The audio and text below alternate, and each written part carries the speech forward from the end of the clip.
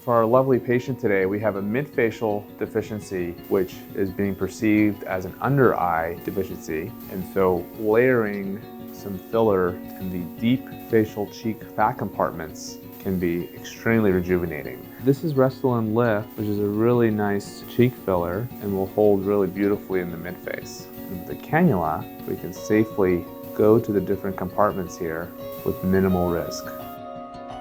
So we have really vitalized this entire area. You came in because your under eyes were looking tired, and that's because your under eyes actually had no volume around your cheeks.